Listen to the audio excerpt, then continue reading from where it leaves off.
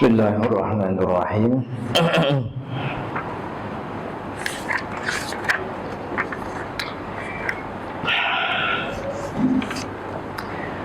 Assalamualaikum warahmatullahi wabarakatuh. Alhamdulillahi rabbil alamin. Nahmaduhu wa nasta'inuhu wa nastaghfiruh. Allahumma salli wa sallim wa barik ala sayyidina Muhammadin amma ba'du. Qala al-musannifu rahimahullahu ta'ala wa nafa'ana bihi wa bi'ulumihi fid dharain amin ya rabbal alamin. Faslun fasal baru war riba. Kita masih ngurusin bab muamalatnya yang bulan lalu kita udah bahas, udah baca bagian hibahnya. Faslun fasal baru war riba fi dhahabi wal fiddati wal mat'umat. War riba dan riba itu terjadi fi dhahabi pada emas, wal fiddati perak, wal mat'umat dan juga makanan. Hadirin yang dirahmati Allah, ini kita baca bagian riba dari kitab Matnul Ghayah wa Taqrib, Matan Taqrib.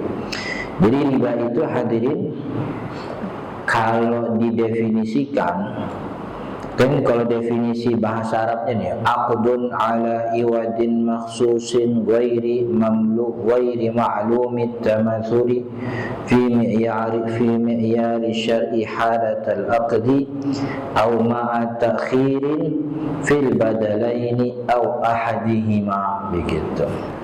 Ini kalau di Indonesiain begini terjemahnya.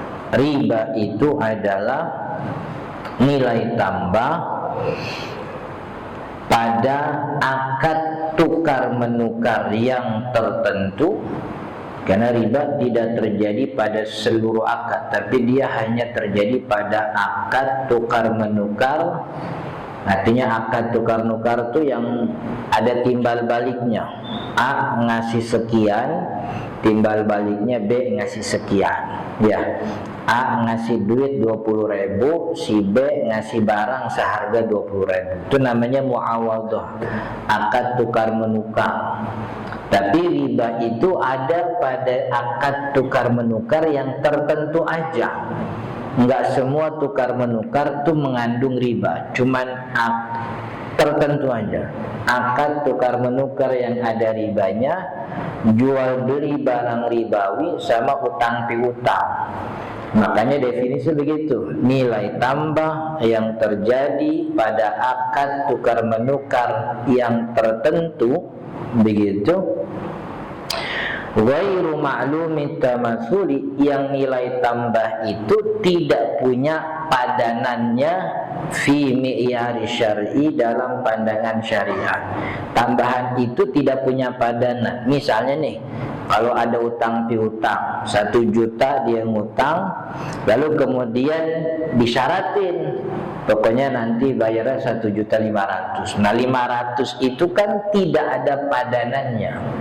Dalam kacamata syariat, ini 500 ini nilai tambah yang tidak punya apa. Kalau 1 juta kan emang 1 juta ngutangnya, tapi kemudian 500.000 ini tambahan yang tidak ada padanannya. Halatal aqdi, yang nilai tambah tersebut terjadi sepanjang akad berlangsung. Jadi dari awal akad, di tengah-tengah sampai akhir. Artinya kalau itu tidak masuk dalam akad, jadi kan ada nilai tambah tapi kagak masuk riba, sebab dia tidak masuk dalam kategori akad. Nih misalnya begini, saya mau ngutang sama Pak Rudi, saya mau hajatan, mau nyunatin anak. Kebetulan kita bertetangga, gitu, kita bertetangga. Datang saya ke rumah Pak Rudi, mau bikin hajat begini, butuh berapa Ustaz? Saya minjem 10 juta misalnya, gitu. Dikasih dah 10 juta tuh. Ya, nanti pokoknya 3 hari, 2 hari habis hajatan, insya Allah saya balikin, gitu. Tapi kan sebelum ini katakanlah tanggal 5 lah balikin. Tanggal 5 kita balikin gitu. Saya kan hajatan nih. Ya, saya bikinlah tuh tenda, bikin prasmanan. Nah, karena Pak Rudi ini tetangga saya, sebagaimana umumnya masyarakat kalau bikin hajat itu kan tetangga kiri kanan dapat batik apa enggak? Dikasih batik enggak? Di orang sini dikasih kan? Iya. Kalau di kampung saya namanya jadi pengejek tuh, jadi pengejek. Iya. Itu. Artinya berarti saya tuh nanti balikin bukan cuma 10 juta, tapi saya kasih nilai tambah batik. Batik tuh nambah apa enggak dari nilai 10 juta? Nambah. Tapi tambahan batik itu riba apa bukan? Bukan. Karena batik tidak lahir dalam akad utang piutang saya. Batik itu lahir dari kebiasaan masyarakat kita. Kalau mau bikin hajat, tetangga kiri kanan yang diminta jadi nerima tamu tuh kasih batik. Udahnya kasih batik, saya kasih makan juga itu. Kan ya, dapat batik, dapat makan, dapat 10 juta. Kalau 10 jutanya kan emang saya berutang. Ini makan sama batik ini nilai tambah. Tapi riba apa bukan? Bukan. Karena makan gratisnya, dapat batiknya tidak lahir sepanjang akad. Maksudnya bukan karena akad itu ada nilai tambah. Dapat makan karena emang kebiasaan kita. Kebiasaan kita dalam masyarakat kalau bikin hajat ya tetangga yang samping-sampingan boleh ikut makan. Gitu. Ya, ada satu waktu saya berangkat kerja, bawa motor, bawa mobil. Pak Rudi pagi-pagi di pinggir jalan lagi nungguin angkot. Pak Rudi mau kemana? Saya mau ke situ. Sekalian aja naik sama saya. Ini kan nilai tumpangan kendaraan ada nilainya nggak? Ada nilainya nggak? Ada. Tadi ya. Sekian meter 50.000 kan ya. Pak Rudi kebetulan naik dari sini nih depan Bojongkulur sampai sono no. Sampai Jelengsi misalnya. Itu nilainya kan 100-200 ribu. Berarti kan dia dapat nanti 10 juta plus nilai tambah. Nilai tambahnya apa? Tumpangan senilai 200 ribu. Tapi 200 ribu itu bukan riba. Kenapa? Karena 200 ribu itu tidak lahir dari akad. Dia itu lahir dari kebiasaan kita sesama tetangga orang baik ngasih tumpangan gitu. Jadi itu bukan ini. Nah, makanya disyaratin nilai tambah pada akad tukar menukar yang tertentu, yang nilai tambahnya tidak punya padanan menurut pandangan syariat, yang itu lahir sepanjang akad karena akad itu tuh namanya nilai tambah. Atau nilai tambahnya lahir ma'atakhirin fil badalaini, karena keterlambatan salah satu pihak, itu namanya riba. Jadi ngutang, bukan cuma ngutang, karena riba kan ada dua, ada utang piutang, ada jual beli. Mestinya tanggal 5 saya bayar utang 10 juta begitu. Nah, jangan saya udah nyontohinnya kagak enak. Takutnya ngutang beneran saya. Misalnya ada orang namanya Michael gitu. Michael ngutang sama Doni. Iya. Kalau Abdullah dicontain ngutang kagak boleh. Anak Abdullah nama baik itu. Gitu. Masa Abdullah nyontohin? Iya. Jadi saya punya guru tuh guru bahasa Arab gitu. Jadi kalau lagi nyontohin tuh kagak boleh pakai nama Muhammad gitu. Ya boleh nama Muhammad, contohnya nih Muhammadun yusolli fil masjid, Muhammad sholat di masjid, itu contohnya bagus. Tapi kalau contoh-contoh misalnya Muhammadnya jadi objek gitu, Doroba Aliun Muhammadan, Ali mukul Muhammad itu gak boleh. Jadi nama baik itu tidak boleh jadi contoh yang kagak baik. Ini ada Michael ngutang sama Johnny begitu. Lalu janjinya utangnya 10 juta. Janjinya kesepakatan dilunasi tanggal 5. Tanggal 5 datang, Johnny bilang, Kalau nggak punya mah nggak apa-apa, ntar aja bayar tanggal 5 bulan depan, tapi tambahin, nah gitu tuh. Nah, itu juga sama, nilai tambahnya karena penundaan. Dan itu disebutkan memang dari si salah satu pihak. Jadi riba itu bukan cuma dari kreditur, debitur juga bisa. Ji, aneh lagi butuh duit nih.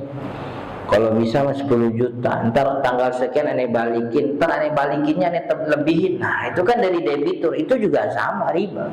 Jadi riba tidak melulu tambahan tuh disyaratin dari kreditur, debitur juga sama, riba juga begitu.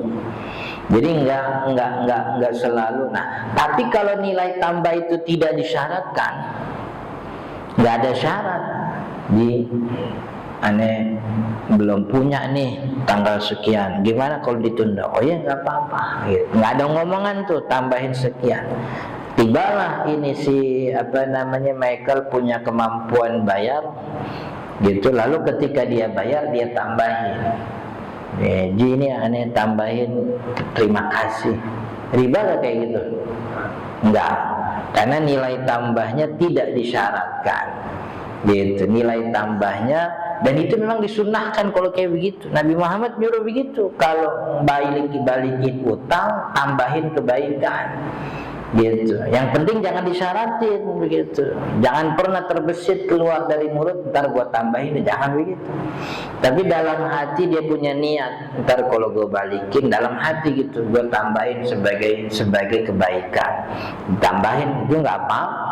Jadi riba itu yang jadi soal kan kalau disyaratin. Nah riba ini ada yang utang piutang, kayak tadi contohnya ada jual beli. Jadi ada barang-barang yang disebut oleh ulama dengan istilah barang ribawi, yang dulu Nabi SAW menyebutkan dalam hadisnya itu az-zahabu bil-zahabi, al-fiddatu wal-fiddatu bil-fiddah, wal-burru bil-burri, wasy-sya'iru bis-syairi, wat-tamru bit-tamri, wal-milhu bil-milhi, mislan bimislin, sawa'an bisawa'in, yadan biyadin, fa idza ikhtalafat hadhil asnafu fabi'u kaifa syi'tum idza kana yadan biyadin, faman zada aw istazada faqad arba, al-akhidhu wal mu'ti fihi sawa. Kata Nabi, emas dengan emas, perak dengan perak ditukar emas dengan emas, tukar perak dengan perak, kemudian gandum dengan gandum, jelai dengan jelai, kurma dengan kurma, garam dengan garam. Itu kalau mau tukar-tukar mesti mislan bimislin, ukurannya sama. Emas 2 gram tukernya sama 2 gram. Jangan mentang-mentang emas yang mau ditukar emas lama, ini cetakan Antam tahun 2001 misalnya, dia punya nih 1 gram, mau ditukar sama 1 gram cetakan baru begitu. Kemudian ada bayaran nilai tambah, nggak boleh, karena sama-sama 1 gram, 20 karatnya juga sama kan begitu. Jadi nggak boleh. Tapi saya pengen cetakan baru, jual dulu ini emasnya jadi duit, beli dah tuh yang baru begitu. Jadi kalau emas ketemu emas kudu sama nilainya. Mislan bimislin, setara nilainya, sawaan bisawain, sama ukurannya, sama nilainya, yadan biyadin, langsung serah terima. Kagak boleh ngutang, nggak boleh apa kalau bahasa orang PO, pre-order. COD mah boleh, justru COD boleh, tapi yang PO itu. Jadi kan sekarang di Antam begitu, butik ya, kita belinya kagak di toko, belinya di online. Beli hari ini nih, yang hari ini emas harganya 2.640.000, beli dah. Dapat gak emas hari itu sekarang? Ada. Iya, besok Sabtu, Minggu tutup, Senin belum tentu ada. Jadi nanti kita dapat emas yang mungkin waktu itu nilainya udah berkurang. Apalagi emas sekarang kan makin lama lagi makin turun nih emas trennya nih. Ya. Kan kalau apa namanya di luar negeri kan ukurannya pakai try on itu ya, apa namanya yang kalau di ini 31 gram. Ya, itu nilainya sekarang udah 3.000 sekian dolar. Makin turun begitu. Nah, syariat Islam tuh bikin aturan muamalah pengennya dua pihak kagak boleh ada yang rugi, win-win solution. Maka karena ini barang nilainya fluktuatif, naik turun naik turun naik turun, maka kalau ditunda salah satu pasti rugi. Makanya barang-barang ribawi emas ini kagak boleh ada tunda-tundaan, langsung kontan. Jadi benar kayak orang tua kita dulu punya duit 5 juta, 10 juta, datang ke toko Cina, begitu. Milih-milih emas, beres, bayar, pulang, udah, begitu udah. Sekarang kita pencacat, udah punya nih begitu. Belum kudu dapat nunggu WhatsApp dulu, kapan ini emas yang kita beli ada, gitu. Kalau datang ke sana langsung, coba aja datang ke sana langsung, gitu. Paling diketawain sama security, gitu. Bapak baru ya beli emas, gitu, ngeloncong itu security sebenarnya gitu. Masa kita punya duit digituin, gitu. Bapak baru ya beli emas, lah. Gitu. Oh, kalau kata orang Betawi, pala lu gue beli, gitu. Iya, dikira kita gak punya duit kalau begitu. Ya, gue mau orang Islam, jual beli emas kagak make klik-klikan, langsung ketemu, ya. Make diledekin, bapak baru ya beli emas, lah, nyewatin banget. Iya. Apa mana tuh tadi? Jadi kata Nabi, ini 6 barang ribawi nih, ya dan biyadin kes. Fa idza ikhtalafat hadhil asnaf. Tapi kalau beda jenis barangnya, tapi masih sama barang ribawi, fa kaifa bi'u kaifa syi'tum. Misalnya masih sama barang ribawi kayak emas sama uang, pokoknya masih sama barang ribawi tapi beda jenis, fabi'u kaifa syi'tum, maka boleh jual nilainya lebih, ya kan, emasnya cuma 1 gram tapi duitnya kan jutaan, kan nilainya beda tuh. Sama apa idza kana biyadan biyadin, tapi syaratnya harus kontan, harus cash. Maka karena ada hadis Nabi yang ini nyebutin nih barang-barang ribawi, maka barang-barang ribawi ini dijual belinya tidak boleh asal-asalan, harus apa namanya, ada aturannya. Dan yang disebutkan dari 6 jenis itu kalau dikumpulin jadi 3. Pertama emas, yang kedua perak, yang ketiga makanan. Ntar kita dengar sini. Fala yahillu bai'udz zahab. Nah, emas dan perak ini kata ulama kita, emas dan perak disebutkan tuh bukan karena emasnya, katanya begitu. Tapi karena emas itu sebagai barang, sebagai alat tukar, itu sebagai alat tukar. Jadi dalam hal ini nih, dalam hal hadis yang tadi kita sebut, emas dengan emas, perak dengan perak, gandum dengan gandum, sebahagian ulama kita mengambil kesimpulan emas yang dimaksud itu as-samaniyah, alat tukar, begitu. Tapi sebagian ulama lain itu mengatakan kagak ada alasannya, pokoknya emas saja gitu. Apa dia alat tukar, apa bukan alat tukar, pokoknya emas saja gitu. Nah, jadi dipahami kenapa? Karena memang Nabi SAW dulu kan pakai emas perak, emas itu dinar. Jadi dinar yang dipakai sama Nabi itu emas, terbuat dari emas. Dan udah koin benar, udah cetakannya rapi. Jadi 1 koin dinar itu beratnya kira-kira 4/4 gram. 4/4 gram. Jadi 4,25 gram 1 koin dinar waktu itu, gitu. Jadi 1 koin dinar beratnya 4,25 gram. Yang kata Nabi kan emas itu emas itu nisabnya 20 dinar. 4,25 ya dikali 20, iya benar 85 gram. Jadi emas itu waktu itu dinar tuh, cetakan dinar tuh terbuat dari emas tuh 1 koin tuh beratnya 4,25 gram. Dirham itu perak. Perak sama, udah ada koinnya juga begitu, dirham. Nah kalau emas ini dibuatnya sama orang Romawi. Makanya emas dulu yang dipakai sama Nabi, dinar, koin dinar yang dipakai sama Nabi itu beberapa cetakannya ada gambar pala rajanya. Gitu. Itulah kemudian ulama kita memberikan pengecualian soal gambar bernyawa. Ya, gambar berjawa itu diharamkan dulu yang Nabi Muhammad sebut la'anallahul musawwirun, Allah melaknat pelaku taswir, itu adalah pemahat patung. Begitu. Jadi orang nih punya kayu dipahat, lalu pahat, emang tukang mahat Tuhan begitu. Jadi habis dipahat disembah, itu yang dilaknat oleh Allah, itu yang dilaknat. Sedangkan kalau tidak dipakai digunakan untuk sesembahan, nggak ada masalah. Karena dulu Nabi Muhammad punya koin itu gambar pala raja.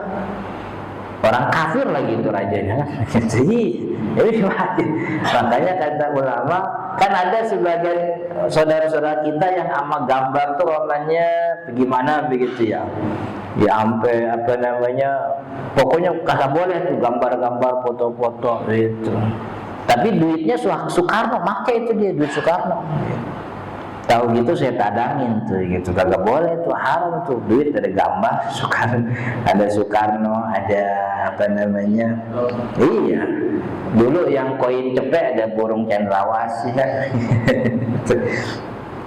Nah jadi sebagian ulama kita melihat emas yang disebut barang ribawi itu adalah emas yang berfungsi sebagai alat tukar, karena memang dijadikan alat tukar dinar dirham. Nah sekarang nih emas di Indonesia tidak diperlakukan sebagai alat tukar. Dia hanya dinilai sebagai komoditi barang berharga, tapi bukan alat tukar. Begitu. Ya, kita kalau datang ke warung Madura kita belanja pakai koin antam, kira-kira diterima apa enggak? Diterima sih, diterima. Cuman kembalinya bingung juga tuh Madura. Jadi ini bukan alat tukar. Karena bukan alat tukar, maka status ribawinya emas itu hilang. Emas bukan lagi barang ribawi. Ini yang dianut oleh Dewan Syariah Nasional MUI. Jadi MUI ini Dewan Syariat punya pandangan bahwa emas itu bukan barang ribawi. Maka karena bukan barang ribawi, tadi yang kita sebut di dalam hadis harus sama nilainya, harus kontan, itu nggak lagi berlaku. Sebab emas itu komoditi, sama kayak ember yang kita bayar sekarang nih, 2 hari baru datang pakai kurir. Boleh begitu, nggak apa-apa. Karena emas bukan lagi barang ribawi, gitu. Sedangkan ulama kebanyakan menilai ilah emas itu karena emas, gitu.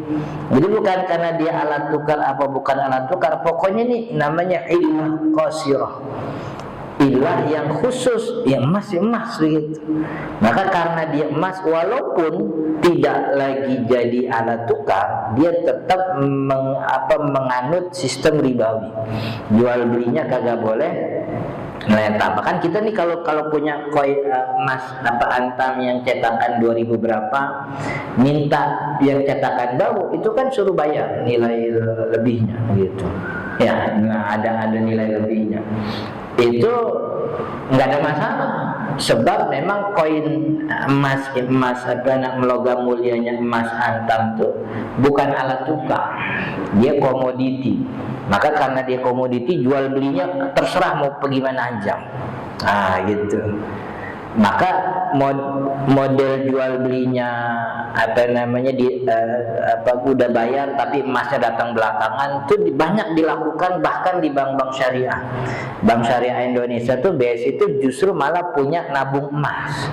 Jadi kita bisa nyicil emas pakai harga hari ini, gitu. Pakai hari-hari. Dan itu dikritik, gitu. Kalau dia komoditi, Kalau emas itu kok dikritik sama ulama yang kagak make pandangan itu. Kalau emas komoditi, bagaimana menjelaskan bahwa nilai emas itu fluktuatif gitu. Itu enggak standar komoditi itu kagak gitu. Komoditi itu harganya ya flat gitu. Ya, kalaupun berubahnya kagak tiap hari. Berubahnya ya setahun, 2 tahun, apa 5 bulan begitu ya. Berubahnya bukan harian. Mungkin ada kasus-kasus tertentu kan begitu. Tapi emas tuh hari-harinya berubah gitu. Jadi nggak cocok dikatakan sebagai komoditi. Nah, pokoknya pandangan itulah. Jadi kita berhadapan dengan dua pandangan kelompok ulama bahwa emas bukan barang ribawi. Maka jual belinya kredit, nyicil, tunda, udah bayar masa belakangan, nggak ada masalah. Bahkan ada orang yang jadiin emas arisan emas gitu. Tapi bayar makin duit. Itu jadi apa ya? Jadi zalim. Nih misalnya nih, ada 5 orang arisan emas 5 gram. 5 gram itu kan harganya berapa ya? 7 juta. Ya, 8 juta sekian gitu. 7 juta ke 8 juta, udah pokoknya sekitar 10 juta. 10 juta. Hari ini 10 juta nih. Dia arisannya dikocok nih. Ibu Ronaldowati dapatnya hari ini nih. Waktu itu emas 5 gram harganya 10 juta 500. Dapatlah 10 juta 500. Kapan dia ngocok lagi? Bulan depan. Bulan depan dikocok, ternyata nilai emasnya 5 gram turun atau naiklah, katakanlah naik jadi 11 juta gitu. Tapi dia ngumpulinnya duit, kan PA itu sebenarnya gitu. Iya, kalau emang emas dikumpulin, jangan. Akhirnya kan yang kemarin dapat 10 juta 500 kan patungannya jadi lebih kecil. Sedangkan sekarang dapat 10 juta, dapat 11 juta, akhirnya dia nilainya kan jadi lebih gede. Jadi itu yang kenapa kemudian emas itu dikatakan sebagai barang ribawi, karena jual beli kredit kontan entar-entaran dia jadi anggunan, itu merugikan salah satu pihak begitu. Nah, efek daripada bahwa emas itu kehilangan nilai ribawinya, emas itu akhirnya fatwa Dewan Syariah Nasional boleh dijual beli dalam bentuk digital. Jadi digital, makanya kan muncul tuh banyak aplikasi jual beli emas. Kita pencet setor 1.500.000, muncul di saldo kita tuh balance kita punya emas 0, sekian gram. Ada apa kagak emasnya? Ada apa kagak? Orang aplikasi juga cuman ganti nomor doang kan gitu. Kan ya. Ntar saya jelasin kenapa saya nih termasuk orang yang anti banget sama aplikasi jual beli emas digital, dan saya terang-terangan bilang ini bentuk riba modern gitu. Jadi itu konsekuensi bahwa emas itu kehilangan nilai ribawinya, akhirnya ada fatwa boleh jual beli emas digital.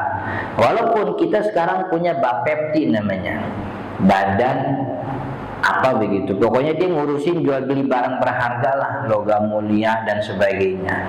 Bapepti mensyaratkan bahwa aplikasi yang jual beli emas digital itu mensyaratkan dia punya emas sejumlah nilai yang dijual kepada nasabahnya di aplikasi. Jadi katakanlah si aplikasi ini punya nasabah 1.000. Masing-masing user, masing-masing nasabah itu punya balance-nya 0,5 gram misalnya. Berarti 0,5 kalau dikali 1.000 berapa itu? 0,5 dikali 1.000 user, 500 gram.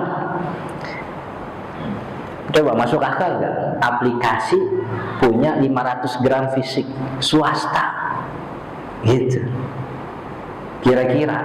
Jadi Bapepti mensyaratkan si aplikasi harus punya emas fisik emas beneran dengan nilai yang sama seperti apa yang dia jual di nasabah. Itu kalau satu aplikasi punya 1000 user, masing-masing 0,5. Tapi kan umumnya satu aplikasi itu bisa punya 10.000, bahkan 100.000, 1 juta user. Gitu. Nah, saya di sini juga disebut wala bai'u mabta'ahu hatta yaqbidu. Tidak boleh menjual barang yang belum dia pegang, yang tidak boleh menjual barang sampai dia pegang barang. Jadi kalau mau jual barang, pegang dulu barangnya baru dijual. Nah, ini kasus terjadi dulu di awal-awal Nabi Muhammad SAW mengharamkan riba utang piutang. Jadi dulu kan orang termasuk bisnisnya orang jahiliyah itu riba.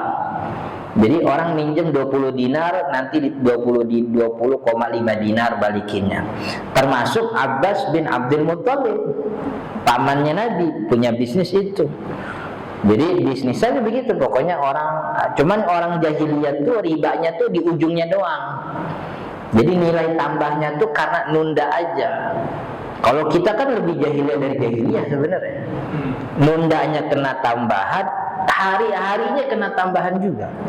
Perharinya 0,sekian% dapat nilai tambah. Nanti penundaan ada nilai tambah lagi. Itu lebih jahiliyah dari dulu orang jahiliyah nilai tambahnya ujung doang. Datang tanggal 5 utang.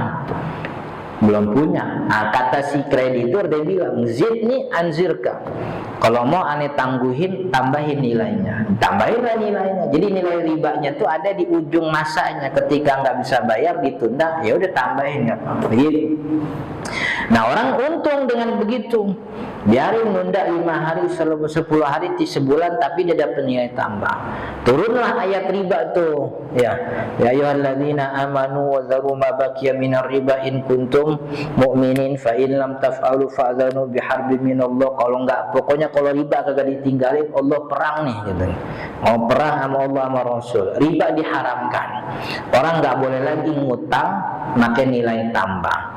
Akhirnya muncul istilah al-qardul hasan, utang piutang yang baik. Jadi ngutangin 5 dinar, balikin 5 dinar. Itu utang baik. Padahal aslinya emang utang begitu, gitu. Cuman karena dulu kebiasaannya 5 dinar balikinnya 6 dinar, maka ketika ada aturan haram riba, jadi ini namanya al-qardul hasan, utang piutang yang baik. 5 dinar balikinnya. Nah, cuman kan ada aja orang yang masih nyari-nyari celah gitu. Jadi untuk biar tetap dapat untung dari minjemin orang, itu pinjem-minjem dirubah jadi jual beli. Modelnya begini, ada debitur kan ya sama kayak kita lah di sini. Di antara kita nih kan pasti ada orang yang dikenal banyak duitnya, yang kemudian orang kalau butuh apa-apa ke dia. Masyarakat ketika itu juga sama. Jadi orang-orang dulu nih mantan renten, kemudian ayat riba turun, dia tetap dikenal sebagai orang yang punya duit. Orang tetap datang ke mereka ketika butuh apa-apa. Datanglah nih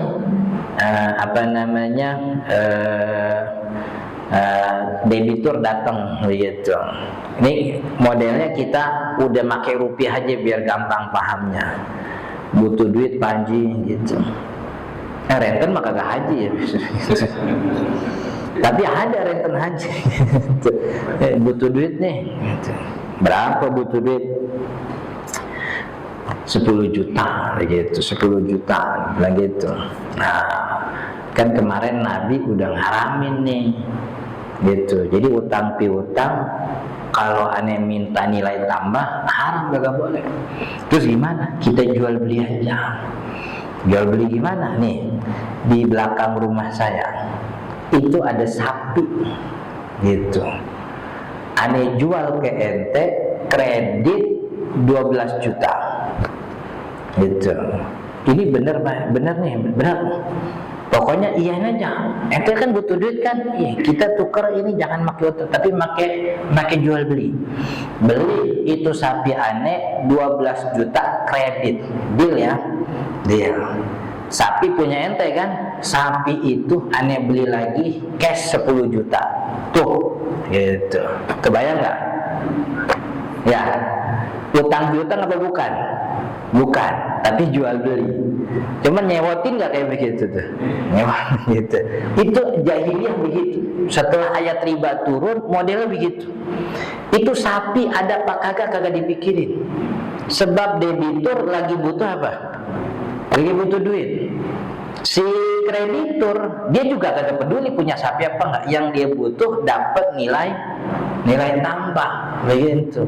Itu yang kemudian disebut dengan istilah bai'ul inah, jual beli inah. Akal-akalan orang setelah ayat riba turun supaya tetap dapat untung. Jadi kita kan ayat Allah bilang wa ahallallahu al-bai'a wa harrama riba, kan gitu.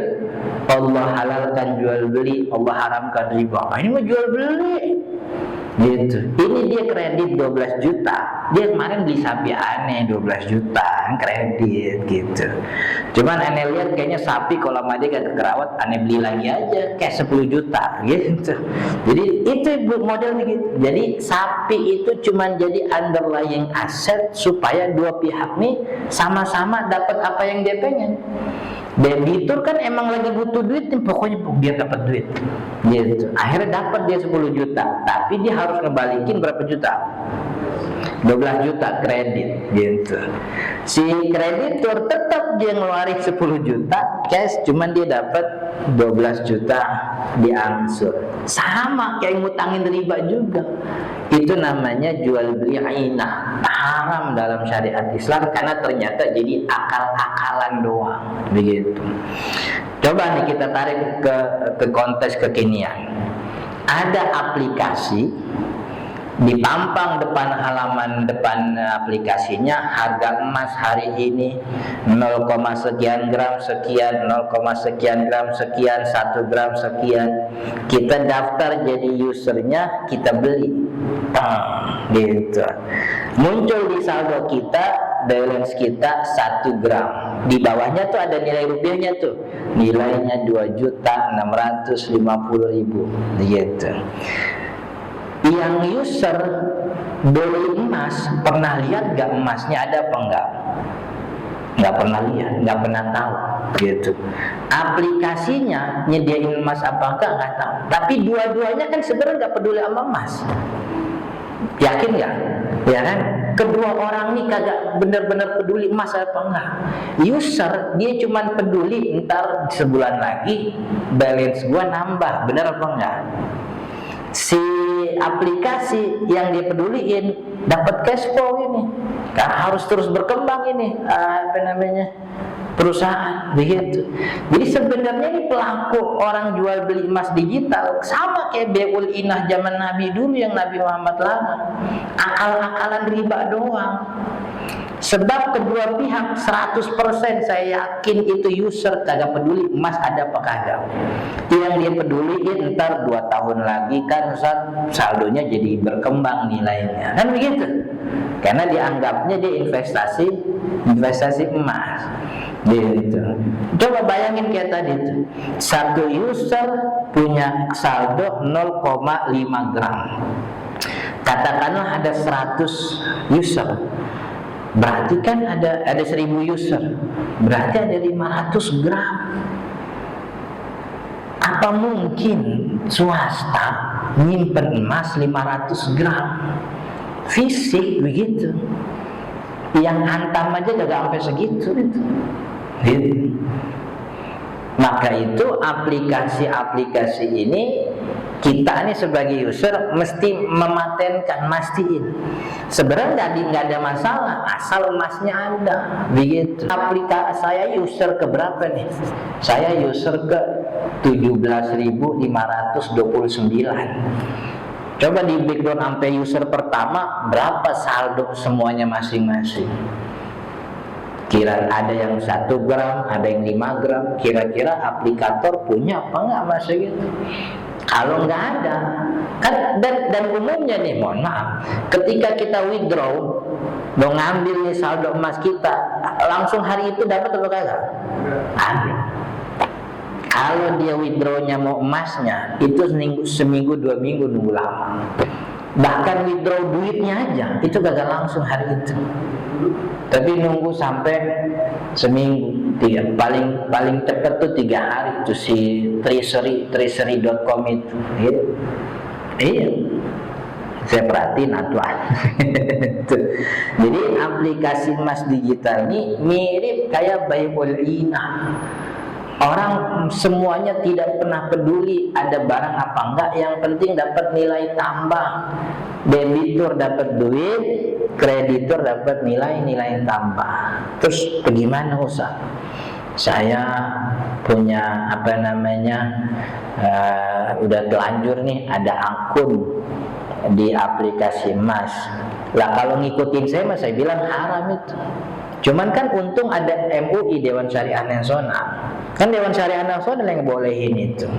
Jadi kalau nanya sama saya mah haram, tarik semua, saya bilang tarik semua duitnya, beli emas bener begitu. Tarik semua duitnya, beli emas bener. Tapi kalau ya kan ada MUI Ustaz, ada Dewan Syariah Nasional, fatwanya bilang jual beli emas digital boleh diikutin nasional.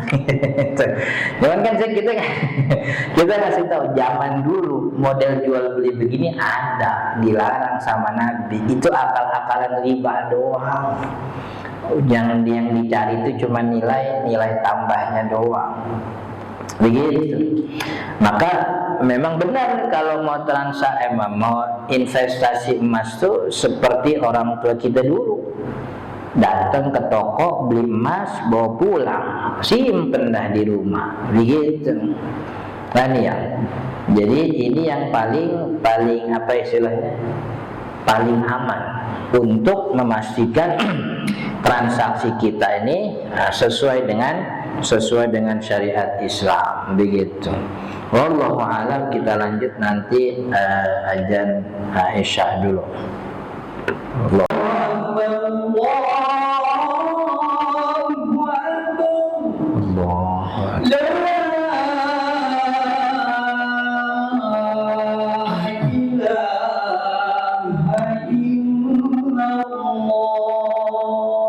La ilaha illallah Muhammadur Rasulullah sallallahu alaihi wasallam.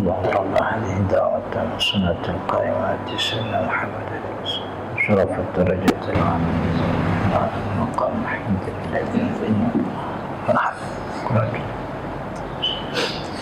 Kita terusin dikit lagi. Nah, mengacu kepada fatwa Dewan Syariah yang mengatakan barang ribawi itu terikat pada statusnya, bukan barangnya. Jadi status alat tukar.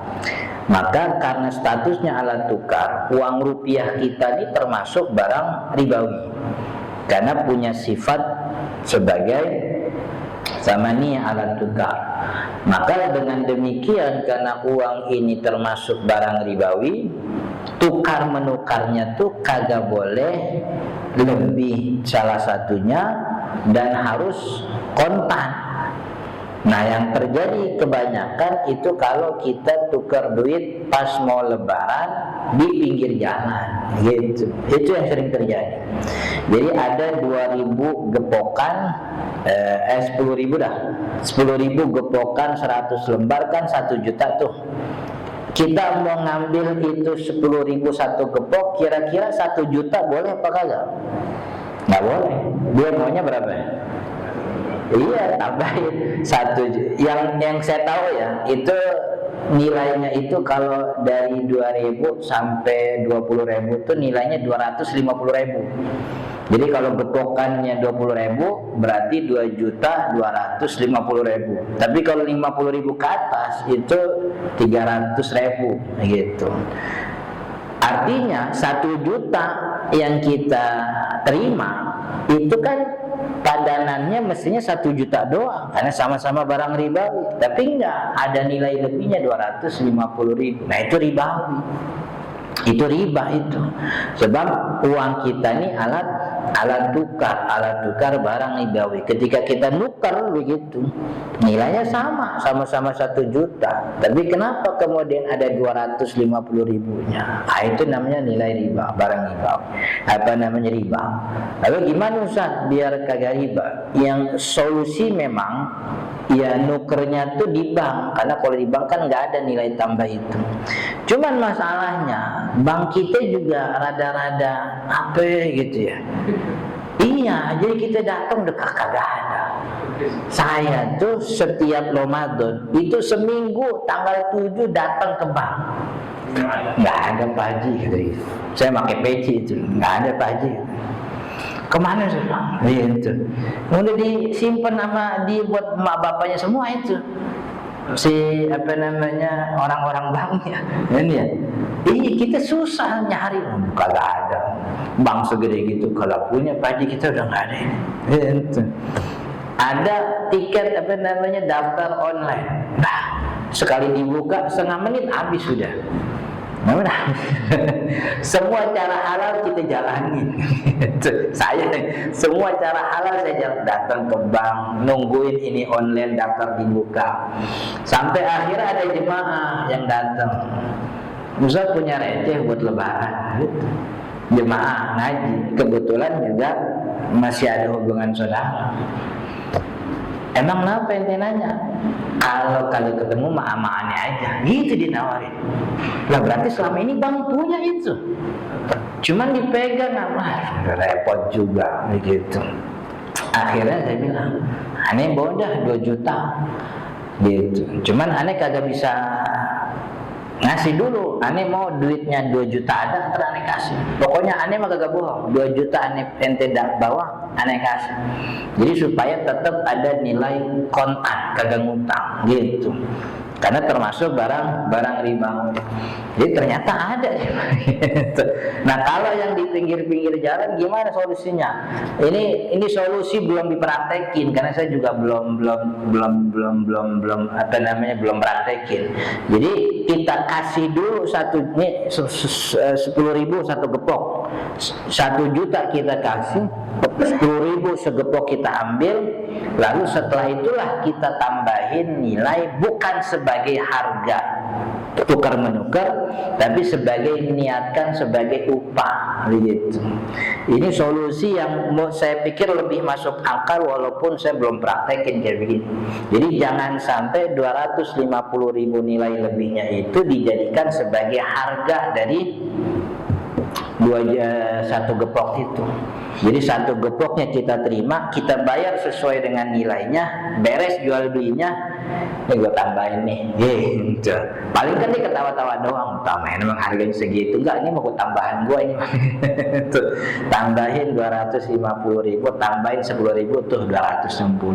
Itu sebagai upah lah, begitu. Tapi ini juga model kayak gini juga masih apa ibaratnya sih, masih sangat debatable, kontroversial ya. Tapi itulah salah satu yang mungkin bisa dilakukan. Jadi nilai tambahnya tidak masuk dalam harga, tapi sebagai kita niatkan sebagai upah, begitu. Wallahu ta'ala alam, mudah-mudahan bermanfaat. Sebelum ditutup ada pertanyaan soal apa yang tadi kita pelajari? Ustaz, itu tadi kan yang ngomong dianggap ribawi itu kalau yang barang-barang ribawi, Ustaz ya? Ya. Yang dianggap perbuatan riba kalau barang-barangnya ribawi, Ya. emas, perak, garam, gandum segala. Tapi kalau misalnya kita transaksi, katakan kendaraan, tapi belinya kredit, Ya. itu kan harganya beda dengan cash. Itu dianggap riba apa bukan? Enggak, itu bukan barang ribawi.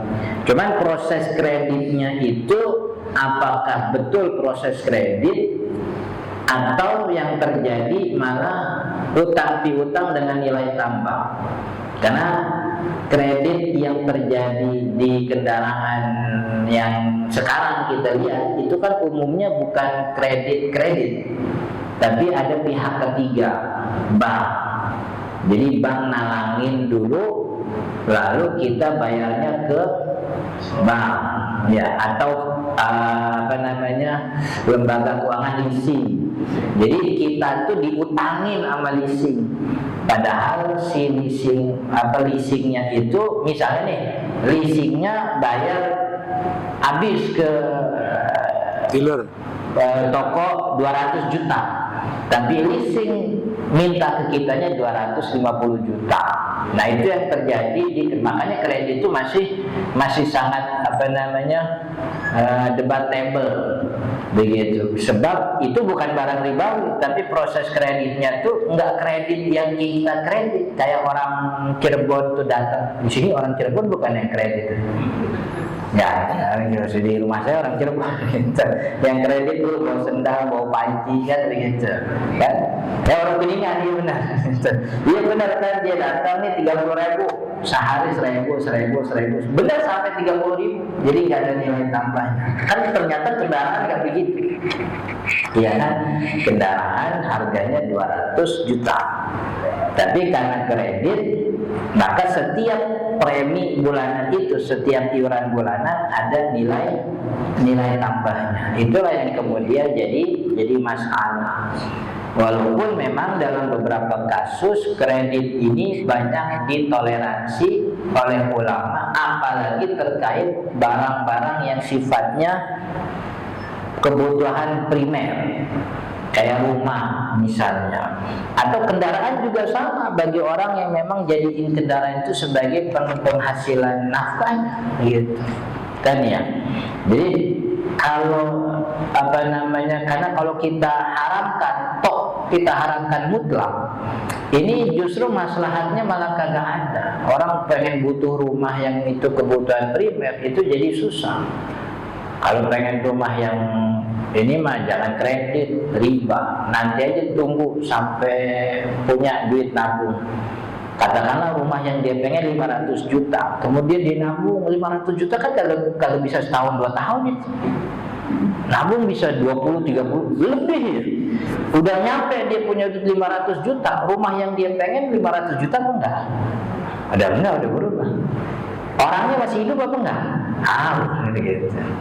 Jadi banyak variabel yang difikirkan kalau terkait dengan kebutuhan primer. Makanya ada ulama Azhar tuh yang mensyaratkan 3. Pertama, pastikan itu nih kan karena bermasalah nih kredit kita nih secara syariat maka pertama pastikan barangnya tuh kebutuhan primer. Kalau dia rumah itu rumah pertama, sebab rumah kedua bukan primer lagi udah. Gitu. Kecuali rumah kedua buat bini kedua, itu primer tuh. Gitu. Kemudian yang kedua, pastikan dia adalah orang yang bisa bayar bulanannya. Ini akad udah bermasalah nih. Jangan sampai dia tuh orang yang modalnya cuma bismillah lah gue bisa, kalau begitu.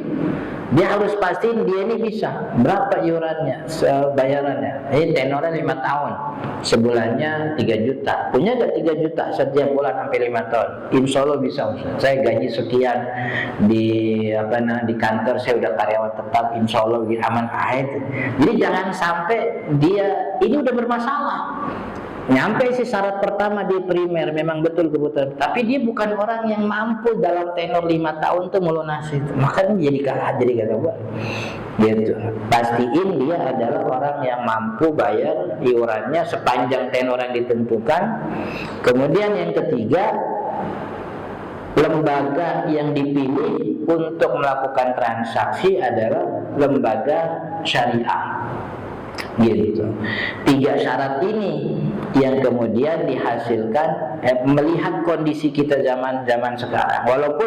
Walaupun tentu tergantung si orang yang nanya ya. Kalau yang nanya Raffi Ahmad kredit rumah boleh apa enggak? Saya bilang haram. Masa Raffi Ahmad kredit gitu.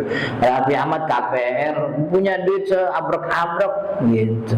Jadi ini 3 hal yang mesti dipenuhi. Jadi dia ini primer, kemudian yang kedua mampu punya bayar, yang ketiga lembaga sebisa mungkin lembaga keuangan syariah. Kapan-kapan kalau dia mati di tengah jalan, jawabannya gampang. Lembaga syariah kreditnya gitu. Iya, jadi malaikat punya jawaban begitu seenggaknya. Wallahu a'lam. Udah cukup. Satu lagi Ustaz. Tadi kan dibilang Ustaz bermasalah, transaksinya bermasalah. Yang setahu saya kalau emang kita mau jual barang gitu ya, saya punya barang, saya jual cash harga 1 juta, tapi kalau kamu kredit saya jual 1,2 misalnya, itu bukannya Itu boleh kalau kredit gitu. Ya artinya kan nggak bermasalah. Misalnya Nggak bermasalah. kita beli kendaraan, Iya. kita karena berkredit, terus bank menjualnya lebih tinggi dari harga. Kalau benar bank menjual, gitu. Bank nggak menjual, bank nggak boleh punya barang. Aturan Indonesia, bank nggak boleh punya properti, bank nggak boleh bayar. Jadi dia tuh memang orang ketiga aja di tengah-tengah kita dengan developer. Gitu. Jadi yang terjadi itu kan aturan benernya bank beli nih dari developer, bank beli dari showroom, kemudian dia jual ke kita dengan harga baru. Aturan bener begitu secara syariat, itu namanya bay murabah. Tapi yang terjadi bukan begitu. Yang terjadi bank juga ngutang begitu. Jadi dari premi yang kita bayar setiap bulan, katakanlah kita ke bank 3.500.000, itu si bank itu nyetor ke showroomnya 3.200.000. Jadi bank tuh kagak benar. Makanya kan ketika awal langsung belinya pakai nama siapa? Nama kita, karena bank kagak boleh punya, gitu. Jadi bahasanya minjem. Udah ribet dah kalau urusan ini. Satu lagi Ustaz, Apa? sekarang ada lagi yang apa? Cicilan 0%. Tapi nanti kalau misalnya kita telat, ada denda. Nah itu dianggap riba atau bukan? Denda iya, karena itu hutang piutang, maka dendanya itu riba. Dulu ada konferensi OKI itu soal denda keterlambatan bayar. Jadi dendanya supaya tidak dalam berbentuk, tidak dikatakan riba, dendanya tetap ada sebagai edukasi, tapi dendanya itu tidak dialihkan kepada bank pengelola lembaga keuangan, tapi dialihkan kepada CSR. Jadi itu fatwanya oke nih, lembaga-lembaga ini untuk mengedukasi supaya orang udah kan lembaga syariah mah telat gak apa-apa. Jadi tetap ada kena denda, tapi dendanya itu dibikin ada dendanya, cuman alokasi dendanya itu bukan kepada lembaga keuangannya, tapi lembaga keuangan dia bikin yayasan CSR, dari situlah yayasan itu dibiayai dari denda-denda keterlambatan. Itu solusinya dari OKI. OKI itu organisasi Muslim lah begitu. Termasuk fatwanya Komite Fikih Internasional juga begitu. Jadi supaya ada edukasi sekaligus mempermudah masyarakat supaya memiliki barang yang memang menjadi kebutuhan. Wallahu ta'ala a'lam. Mudah-mudahan bermanfaat. Subhanakallahumma wa bihamdika asyhadu an la ilaha illa anta astaghfiruka wa atubu ilaik. Dan Allah wa iyyakum ajma'in. Assalamualaikum warahmatullahi wabarakatuh.